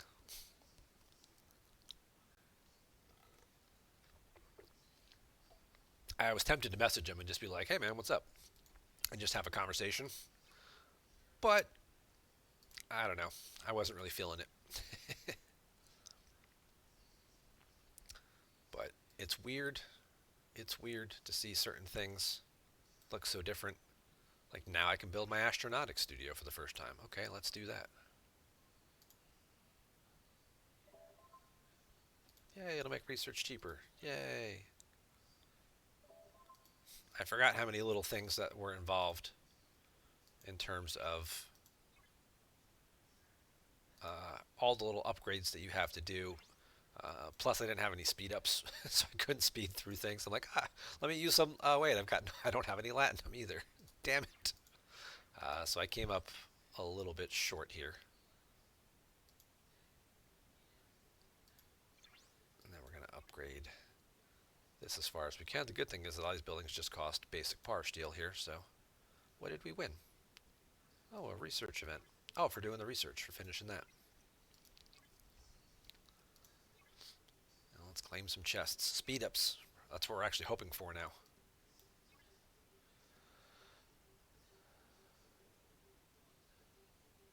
Buying those speed ups almost force you to spend money because they disrupt the pace. Yeah.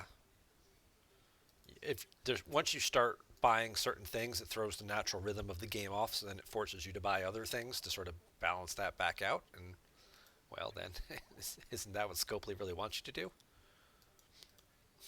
So we just unlocked our astronautics studio. One more level, I get to unlock the refinery, and then I get to be disappointed by that twice a day. Let's see where we're at. This account will be 100% free to play. This is just something I'm just going to kind of do as like a hobby. We might as well start in our grade 2 ship research. And again, it'll also give me a different perspective for streaming for content for newer players.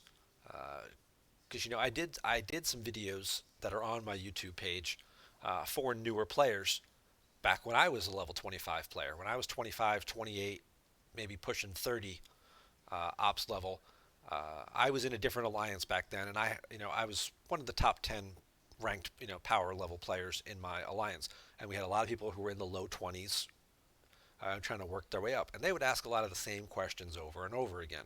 Every time somebody new joined, we recruited a new guy. He was level 18 or level 20, and he'd ask the same 5 questions the last guy we recruited, who was level 18 or level 20, asked.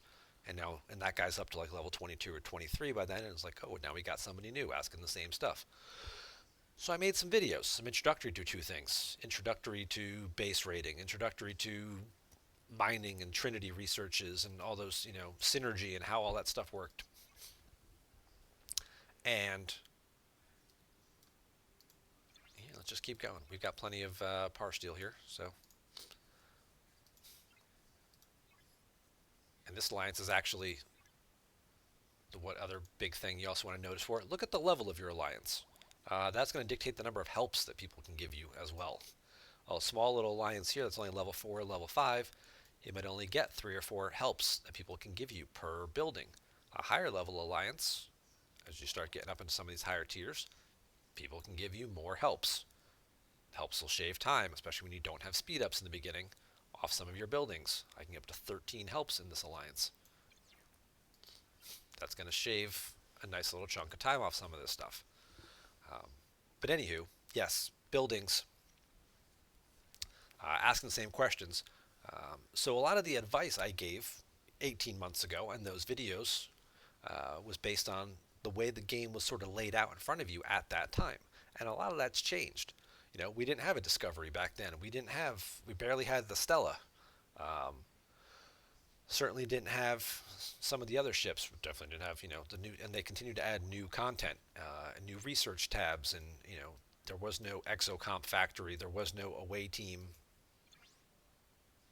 shuttle bay, or any of that stuff. The resource payouts were different. A lot of the officer shards were different. The paths to get the discovery and the devore and things like that were all different. So it's kind of wanted to get a clean slate, kind of see where the retake inventory of where the game is now, and be able to sort of update those videos and do some newer player content, because we do still have people joining the game and coming into these servers. I think this one, I want to say I'm on server 83, which is so new it doesn't even have a Discord channel for it yet. Like, if you go into Discord and go to the official one, there's little tabs for all. Hang on, I'll show you. Oops. Oh, so if you go into the official Star Trek Discord and you're scrolling down through here, you get down to US and other zone specific servers. My main account is right here on server 40. And then you start getting into some of these other ones that are newer servers. It only goes up to 79. And then you get into EU, specific. And you just said, BO man, you're on 115. Newer server. Doesn't even have, it's so new, it doesn't even have its own server specific Discord channel yet. So if they are still creating these and you got APAC and stuff out here as well. If they are still creating, that won't move. There we go. These new servers, then there are newer players who are going to be starting on them, and it's probably not all going to be people making second accounts. It'll be people who are newer to the game who don't know a lot of things. And watching a video from 2 years ago when half the data and it says, oh, you really need to get your, whatever upgraded, your Voclus or whatever upgraded as quickly as you can. It's like, no, you don't want to do that. You don't even want to get that ship. You want to just skip right over it. The Franklin's okay, but there's no point in leveling it up. You're just going to use other stuff to kill swarms for a while. It's like, no, you want to level it up as quickly as you can so you can get to the Franklin A, which, you have to scrap it for. There's new ways to get the Devore. There's all kinds of new stuff. How do you know your server? I don't know if this works in the actual game. I closed it. Sorry. Let me open it up on my phone real quick because I want to see something, if this works. But on the BlueStacks, it tells you, like, you go into settings, and then it's like general language, and it says universe, and it's like, hey, what's this right here? Now, I don't know if this is because I'm a new player, and I still have my relocation token, because I can change servers up to level 12. And I can still do server transfers, and I can move. So I don't know if that's why it's telling me here, because I'm a newer player. So let me go check. That's probably why it's there, because it's letting me do it. Yeah. Once you get past level 12, this is going to go away, and you won't be able to see this and do the transfer. What I have heard people say is basically if you clear, well, first off, you could ask people in like your Galaxy chat or whatever, and they'll or your Alliance, and they should be able to tell you. But if nobody knows and you're trying to look for yourself, some people have said if you put your phone in like airplane mode and then try and connect to the game, you'll get a little warning of something up here where it'll tell you the name of your server and your server number. Also, if you clear your localization, let's go back and do this and see if this works.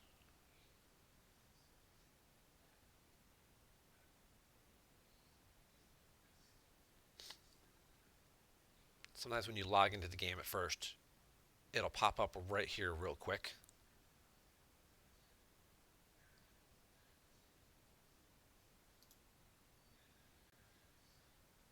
If you go in and you go to settings and you go to general and you clear your localization, and then when it restarts the game, sometimes it'll pop up right in the top here.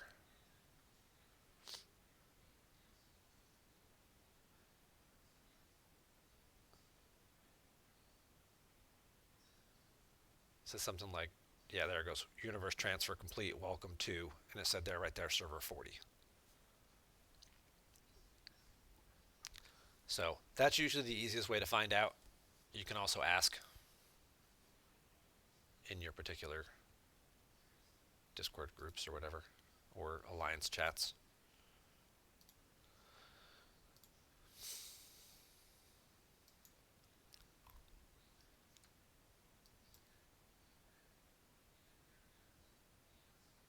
All right, so we were on this little newbie account, and we're trying to get, what do I need? I need dry dock B.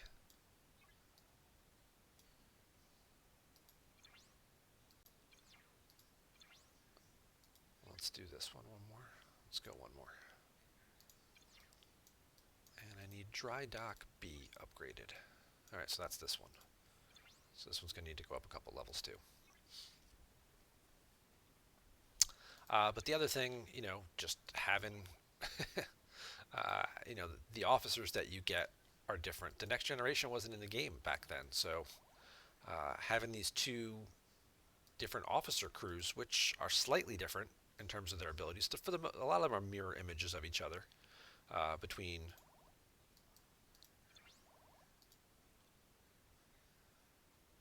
it's going to put all the other guys up top first. I figured maybe not having any minors is certainly a different aspect, but when you get your Chen Talon crew here, and your first instinct is to use these guys, but they're level 1. They're not very good yet. And then you get your cadet crew for doing your missions and things and opening your recruit packs. But then you also start with your next generation crew. And it's like trying to find the balance between the two of them, which one's slightly better than other ones. There's interesting little things that are different.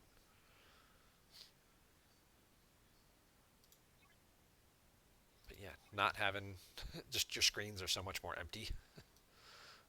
There's nothing here to slide over to. There's nothing to do. Even if I go into my offers, like what could I buy? The extra researcher, the extra builder, and then it's like, oh, I can buy a ship pack. What's even in the ship pack? What are you going to give me? An Orion Corvette? Not even that. You don't give me blueprints. It's just ship parts and titanium to upgrade your ship.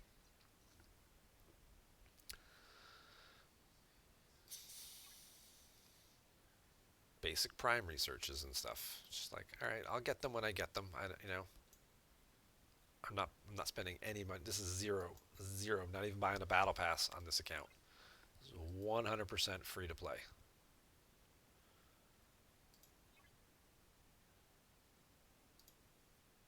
Even just looking at the events, I don't have any of the battle pass stuff, which is actually kind of disappointing.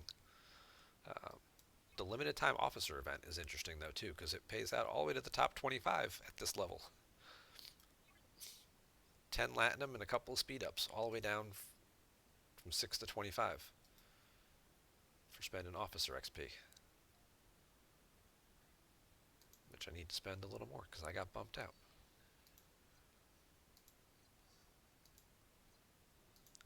Something else to be careful about though, because you don't have a lot of officers to upgrade.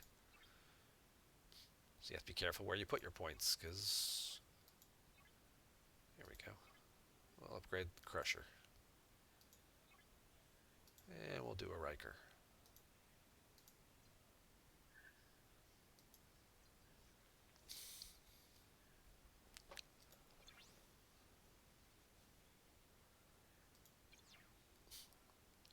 I know, I know. You look at some of the stuff and you're like, wait, I get 10 latinum for doing this? Like that's really just doesn't seem like it's worth it. Oh, 30 latinum and it's like a couple of 5-minute speed ups, but when you have zero speed ups and zero latinum, this actually makes a pretty significant difference. Your 45-minute buildings are like, all right, I can speed that up enough to get it to the point where I can, after some helps, hit that real quick. And that building's done, and I can actually move on to the next thing so I can keep progressing through the game. Because when you have to be like, all right, well, I need my astronautics studio upgraded, and that's going to, or this is going to take 3 hours, it's like, well, I can't do anything until that's done, so I guess I'll just come back. You know, your ships are fairly easy to max out and level up. You just fly around and do some missions, but eventually you get either warp locked or power locked out of them because these little generic one star ships are not very strong at all.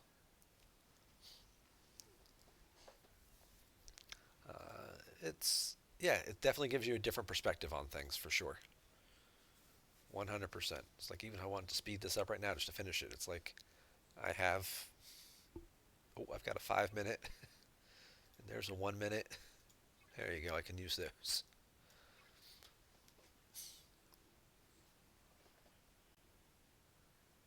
What would I prefer? 3 hour build times and zero speed ups, or 150-day build times with a ton of speed ups?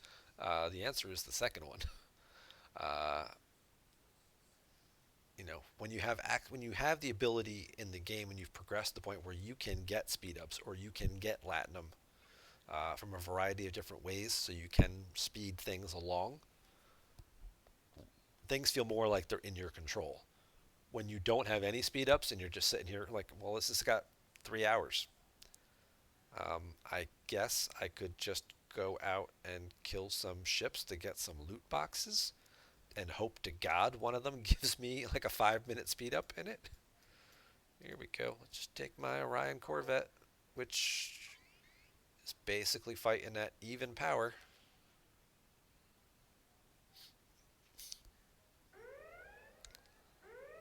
Oh, I guess I still have the sound effects on for BlueStacks.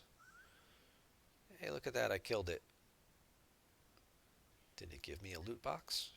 Oh, it did. Look at that. Alright. I gotta do the ship dock, though.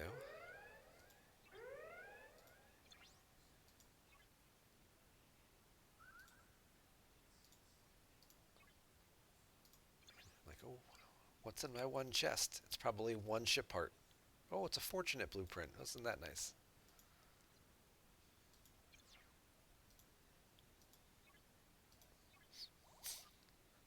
That is a good tip for you though. If you are farming kills in your system, whether you're looking for loot boxes or if you need resources and you want to get some kills, you're looking for some titanium, say. Uh, if you know your ship takes like 8 or 9 minutes to repair and you're not in an active alliance, uh, go out, kill a few things till your hull gets to about halfway, and go right back into your base and repair it because you'll be under the 5 minute cap, and then you can insta repair it and send it back out so you can keep playing.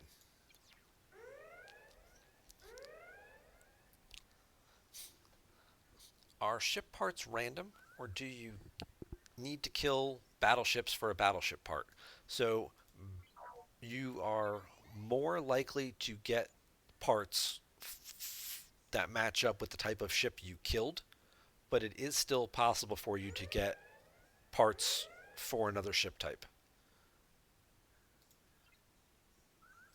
Let's do this. Sound effects. Let's just turn those off for a second while we're talking. I don't want to have to keep talking over that red alert horn.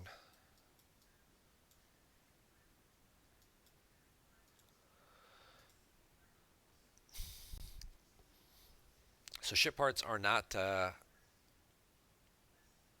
completely random. It's more likely by killing these battleships, I'll get battleship parts. By killing these explorers, I'll get explorer parts. But I could also get any of the other three types. And that's interchangeable with any of the other ones as well. How big a factor is the ship Trinity? Huge. Uh, that has not changed. That is in one of the videos on my YouTube channel. In fact, since we're talking about it, let's go over. So the link should be below on my Twitch page. If I go to my channel real quick here, hey look, there's me. Videos, if you actually go to playlists, I have a playlist for Star Trek Fleet Command Basics. And then you can look at some of this stuff here. Crew Basics and Officer Synergy.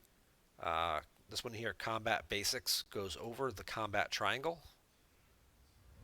Let me tell you my favorite story. Shut up. Skip ads. So as you can see here, I'm kind of going through the Combat Triangle a bit. So there's some details on there here, but since I have it up real quick, I'll just pause it. So you definitely want to go with the arrows and the Combat Triangle. It's like a 30% difference in skill. If you're attacking with the triangle, you can hit stuff bigger than you, up to a pretty significant percentage higher. And if you are attacking against the triangle, you better be significantly bigger than what you're attacking, otherwise you're going to lose. Um, and I do cover that in more detail in that video. But yeah, the combat triangle is one of the basic principles on which everything in the game is sort of built here. Um, and it all goes into the the mitigation stat.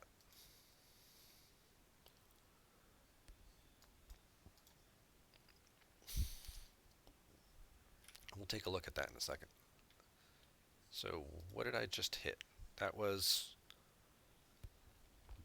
okay. So these were two level 9s. So these should be the same stats. So this is a 1300. I'm going battleship on battleship, so I'm getting no bonus really there. I did 300 damage. It mitigated almost 200 of it because we have the same damage type here. I'm not getting any benefit out of it. You know, I'm doing shield piercing. It's got armor. So I'm only putting a little bit of damage. You know, I do 300. It takes 200 and throws it away. It takes 80 of it and absorbs it through the shields, and then only 20 makes it through to the hull. If we look at this next fight, where I'm taking on, again, same strength, 1300 against me, and I go look at the battle log here, well, this one I hit for 250, but it only blocks half. So it takes half the damage. 100 goes to the shields, 25 goes to hull health. Again, here I do a little bit better. It only absorbs half. So because I've got the arrow working in my favor, it absorbed a lot less.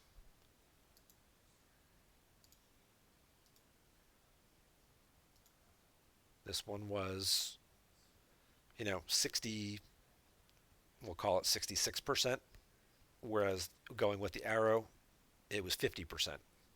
So it's a pretty decent little jump there in terms of my damage output and how much of the damage was getting absorbed.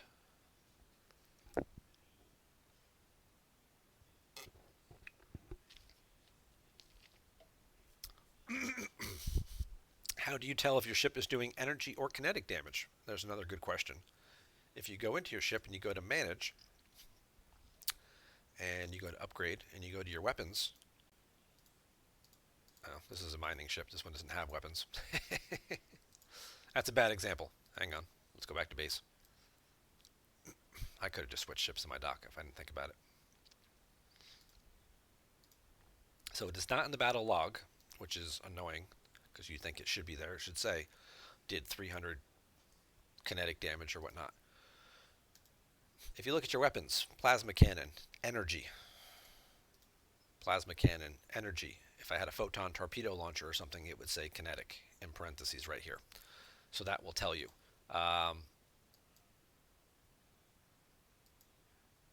Typically speaking, when you're looking at your officers, like Talon decreases kinetic weapons. Interceptors tend to have kinetic weapons.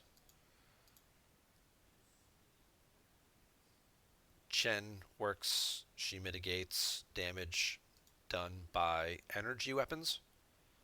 This is more what your explorers and battleships tend to have. So she's the officer that you want to use as you get them leveled up to sort of match up with that. That's why you'll see people talk about Pike Moreau and then Talon or Pike Moreau Chen as the best officer combos for grinding hostiles, because Pike's ability is his captain's ability makes other people better. Moreau gives him synergy, which makes his boost more, and then either Talon or Chen reduces the damage done by the hostiles you're fighting. Really don't want to kill swarms as a battleship. Yeah, I would not recommend trying to kill swarms as a battleship. Um, Having an explorer to do that is ideal. If you have a strong enough interceptor, you can also do that as well. Like as you progress through the game and you get to some of these better ships, let's see what we can see here. Shipyard level. So if you're killing swarms, you're going to have a Turos for a little bit. Maybe you get a jellyfish somehow, whether it's through an event store or something like that. I think they through events they give you like the first 25 blueprints, and then either you have to buy the rest of them or cash in rewards from an event store to get the rest of them. But you don't want to use a Tala. The Franklin is what you're really looking for. This is going to come around. You're going to get, when you get to 17 to kill swarms, it's going to start making your life easier. This is another ship you have to source, though. You'll get a few of the blueprints through missions, and then the rest of them, I believe, come from Cosmic Cleanup, which is the Saturday event during the Battle Pass. You'll have a chance to get uh, blueprints for this during those Saturdays. It doesn't run every Saturday. It only runs during the 3 weeks of the Battle Pass. I don't know why it's not every month or every Saturday, but this is the ship you'll want to get for swarms. And if you're curious why, well, damage increased by 4,800% against swarm ships. It's just like, that's what we do. If you saw the movie, that's what it did. Kind of, sort of, not really. Um, it fought swarms. It just, yeah, it didn't go so well. Um, but, and then as you progress even further, so this is the first of the specialty ships that you're gonna get and work on there. And this is easier to source now than it was. Um, Back in the day, you got the Franklin. You got like 25 or 30 shards through a mission, and then it was like, great, how do I get the rest of them? And it was either buy them or wait 3 months to the end of an arc and cash them in at an event store. At which time you were limited usually to like 30 or 45, so you couldn't even get the full thing right away, and you had to wait or buy them uh, to get the rest of the remaining blueprints that you needed for this. At which point in time, you might have started at like level 15, and then by the time you were able to get it, you were already like level 20 or 22, and you're like, why do I need this stupid ship now? I know I'm way past it. Because eventually you're going to get to the point where the swarms get bigger and bigger, and your regular explorers just can't quite hang with them anymore. And you're going to need the Franklin for that.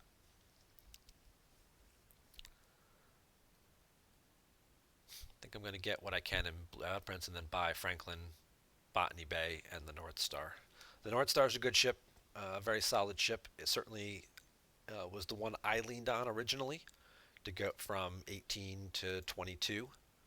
Um, but I am curious to know, how you, again, if I'm going to take this account completely 100% free, how the game can progress without it. Can I get by with the Franklin? Can I just push to 21 and start working on getting a discovery? And how much can the discovery carry me up into the mid 20s till I get the Vidar, until I get, the 26 faction ships or the 28 faction ships? Um, these are all questions that I'm curious about. So we will see just exactly what that path looks like. So we're at Ops 9 today. We got through 8 Ops levels in 24 hours, which the first 8, which isn't bad. The beginning of the game is kind of just autoplay. The game just sort of plays itself. Um,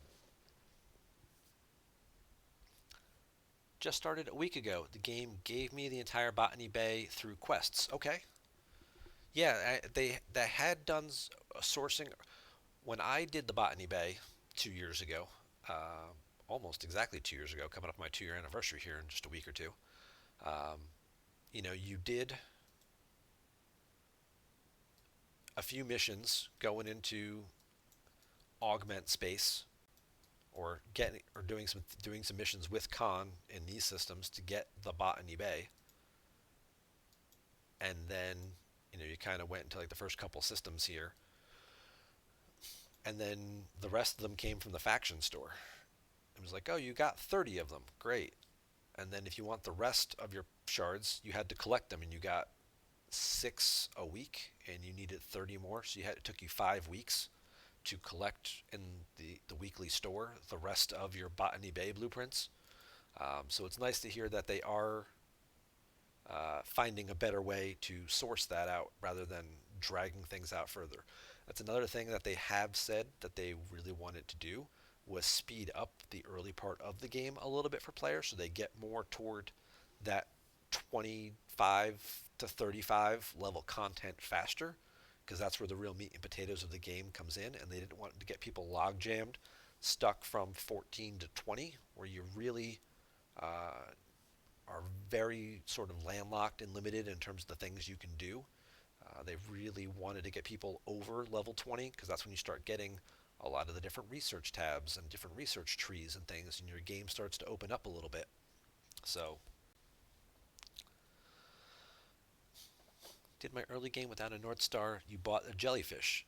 I would have gone through the other way in hindsight where I only to buy one of them. See, if you're going to buy, yeah, I mean, the jellyfish is certainly a decent explorer. You can get it at level 14, so you can get it earlier. You used to be able to get the North Star at 14. Um, right right as I started playing, people were telling me get the North Star as soon as you can. And by the time I got to Ops 14, they had moved it.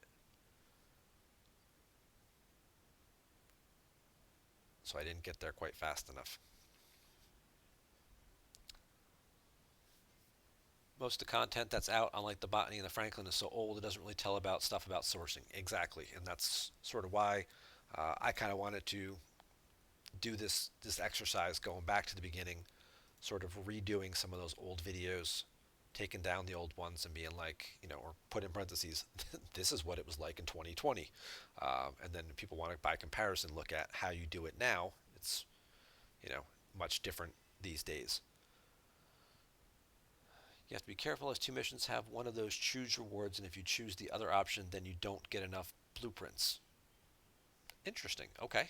So you got your choice between choosing between Botany Bay blueprints or getting something else. Okay, well, that's interesting. I can only imagine. I guess you'd have to buy them then in an event store or something like that if you didn't take them for the missions.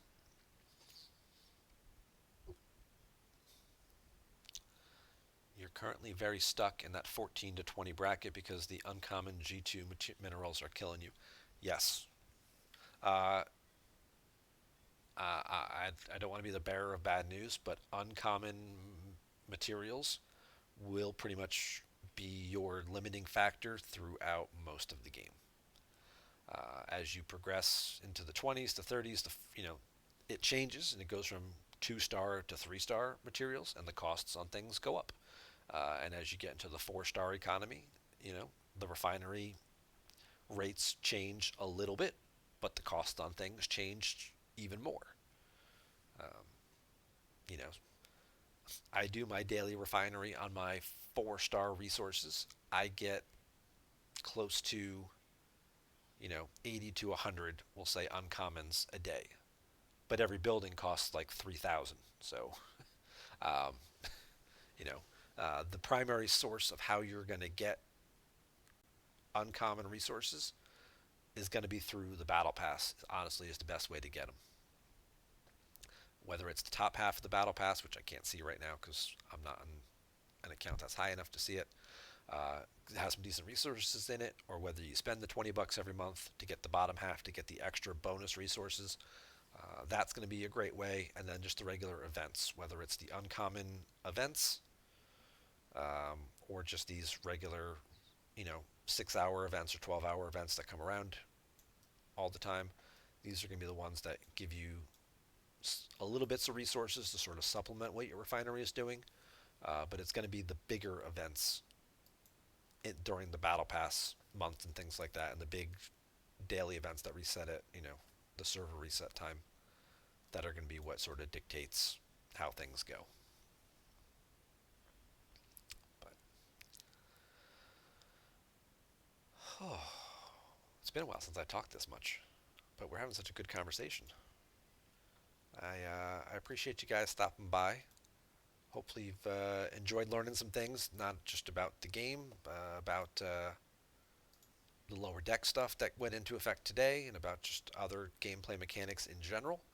I'm going to wrap up tonight's stream. We'll be back Thursday night, 7 o'clock Eastern Standard Time. Make sure you're following on Twitch. You can also follow on YouTube. If you happen to miss the live stream, I do export it over to YouTube, so you can always go back and watch the replay later. But it's always more fun to be here in person and chat along and ask questions and get some live, real-time answers and some discussion and explanation about why things happen the way they do. But until Thursday night, you guys take it easy. Have a great day, and I will see you around the galaxy.